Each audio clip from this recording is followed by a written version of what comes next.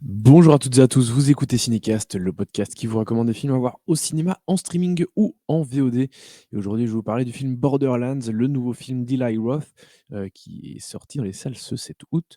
Film qui n'a évidemment pas été montré à la presse, hein. C'est dire si on s'attendait à quelque chose de pas super. Mais enfin, je vais y revenir. Euh, qui est donc une adaptation du célèbre jeu vidéo, du même nom, avec un sacré casting, à savoir Cate Blanchett, Kevin Hart, Jack Black, Edgar Ramirez, Jamie Lee Curtis, et oui, qui se retrouve donc dans cette adaptation du jeu vidéo, je l'ai dit.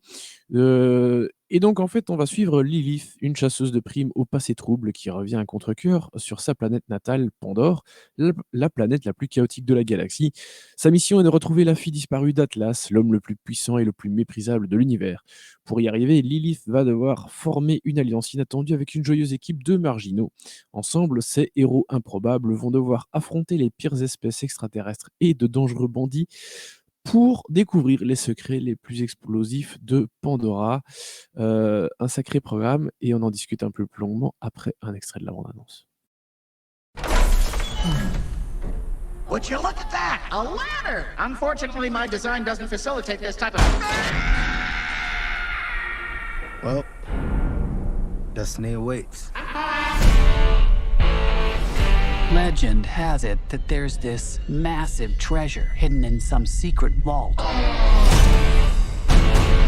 And if you go hunting for it, you'd better take any help you can get. Because it's on the weirdest, most dangerous dumpster fire of a world in the universe. God, I hate this planet. Bah ouais, Lilith, elle déteste Pandora. Et c'est pas la seule, visiblement. Alors, bon, je l'ai dit, c'est une adaptation d'un jeu vidéo hyper connu, auquel je n'ai évidemment pas joué. Les jeux vidéo et moi, ça fait deux. Je me suis arrêté aux Sims 2 et Civilization 4. Autant dire que ça fait un paquet d'années. Mais voilà, enfin, je connaissais dans les grandes lignes le jeu, ce qui s'y passe, etc. Et autant dire que savoir que c'est Eli Roth qui allait s'attaquer à ça, c'était pas très très rassurant, on va pas se mentir. Euh,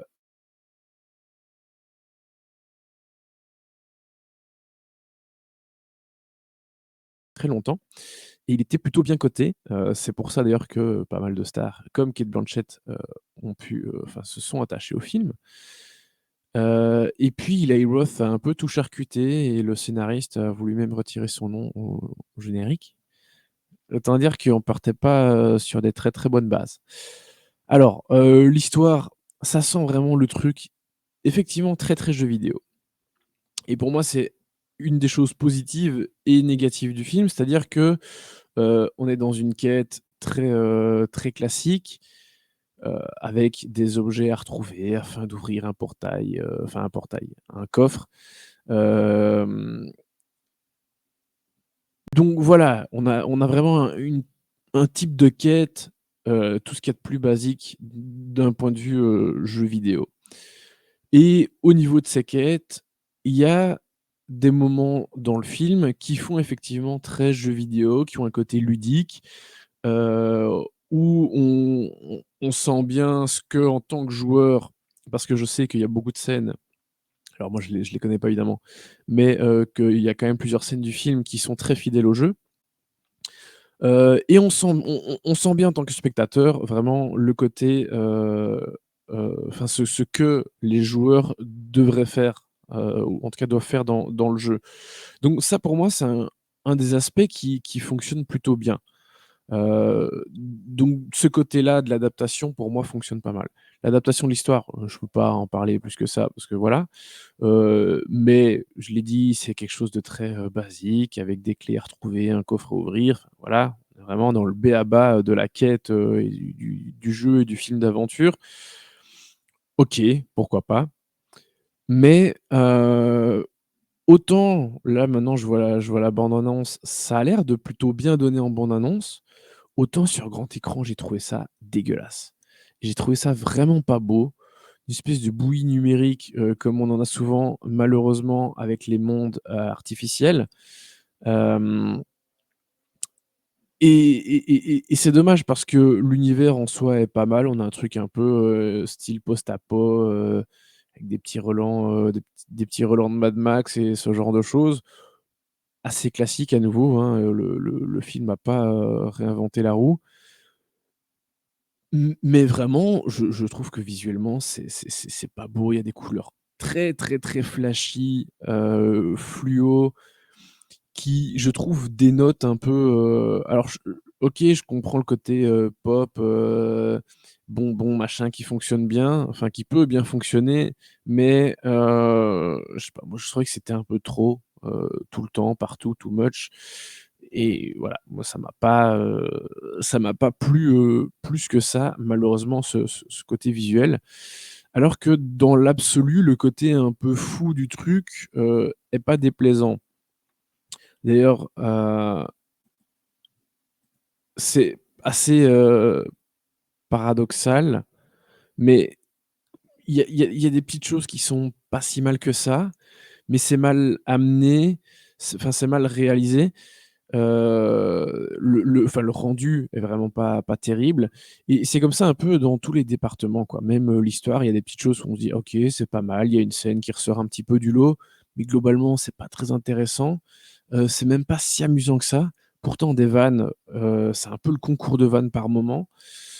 Hem et donc il y a des petits trucs par-ci par-là qui sont sympathiques, mais je peux même pas dire que le film est amusant ou vraiment intéressant. Je trouve que ça force énormément, il y a beaucoup de forcing et malheureusement en plus, les personnages, ils sont pas si bien que ça non plus. Je vois bien que Cate Blanchett, elle s'amuse comme une folle, dans le rôle de Lilith, et ça, c'est assez sympa à voir. Il y a, Ariana Greenblatt aussi qui est plutôt bien dans le rôle de la jeune fille d'Atlas, qui a disparu. Ariana Greenblatt qu'on a vu récemment dans Barbie ou dans, 65, là, le film de science-fiction avec, enfin le truc sur la planète avec les dinosaures, avec Adam Driver, qui était pas bien du tout. Elle est plutôt très bien, mais le reste, j'étais un peu, très, très circonspect. Kevin Hart, je le trouve pas si bien que ça. Jamie Lee Curtis, enfin, on a l'impression qu'elle se demande ce qu'elle fout là. Elle a pas grand chose à défendre et vraiment, pourquoi aller chercher Jamie Lee Curtis pour faire ça, quoi? Edgar Ramirez, je l'ai trouvé insipide au possible, alors que tout ça, ce sont tous des comédiens que j'aime bien. Même Kevin Hart, hein, je prends beaucoup de plaisir à voir Kevin Hart dans certaines comédies. Donc vraiment, j'ai rien contre. Pareil, il y a Gina Gershon, qui a le rôle d'une tenancière d'un bar. C'est vide comme pas possible comme rôle, quoi et donc il y a vraiment rien à défendre. Les personnages sont même pas là, sont pas assez bien pour aller emmener le truc, vraiment à fond et ça, c'est dommage parce que le potentiel de folie, dans le film est clairement là, quoi. Donc voilà, les personnages, c'est pas ça, et du coup, dans les interprétations, c'est limite gênant par moments. Donc j'en attendais pas grand-chose, pour, être tout à fait honnête. Je peux même pas dire que j'ai été déçu parce que malheureusement avec Eli Roth, je m'attends jamais à des choses très bien, d'où la petite, demi-surprise de Thanksgiving l'année dernière qui était pas si mal. L'année dernière, il y a 2 ans, je sais plus, soit, mais pour le reste, ça reste malheureusement un réalisateur, qui fait pas des très bonnes choses. Voilà, même Hostel, c'est pas super, hein, Hostel, vraiment. Knock Knock Knock, avec Keanu Reeves et Ana de Armas, n'en parlons pas, c'était pas bien. Green Inferno, c'était pas très bien non plus. Non, vraiment, Eli Roth, merci, mais non merci. Voilà, et c'est pas avec Borderlands, qui va un peu, redorer son blason parce que blason de réalisateur, pas super, il le colle bien quand même. Bref, donc pour moi, c'est une étoile, parce qu'il y a quand même des petites choses, des petites scènes à gauche, à droite où il y a des choses un peu sympas, mais c'est pas assez bien que pour, f en faire un bon film, malheureusement. Voilà. Donc 1 étoile pour Borderlands d'Eli Roth qui est sorti ce 7 août dans nos salles. Sur ce, merci pour vos retours et commentaires. N'hésitez pas à nous suivre sur les réseaux sociaux avec le handle @cinecastbe et à nous écouter sur les plateformes de podcast de votre choix. À très bientôt. Ciao, ciao.